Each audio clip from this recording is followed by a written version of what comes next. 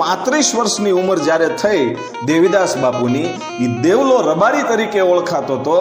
એ દેવલો ગાયોની સેવા કરે, સાથે સાથે ટુકડો ત્યાં હરી ઢુકડો એ મંત્રને લઈ અને બેઠેલો આ વ્યક્તિ છે.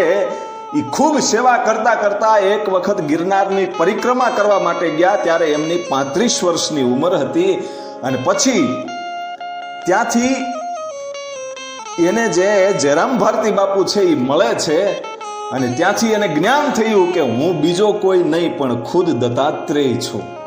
ખુદ દત્તાત્રેય ભગવાન છે, એ હું પોતે અવતાર લઈને આવ્યો છું. એ જ્ઞાન થયું એટલે પોતાના ગુરુ માની લીધા જયરામ ભારતી બાપુને. અને જયરામ ભારતી બાપુએ એમને કંઠી પહેરાવ્યા. પછી એણે સંસારનો ત્યાગ કર્યો અને પોતાના જ પત્ની હીરબાઈ પાસે ભિક્ષાવૃત્તિ કરી.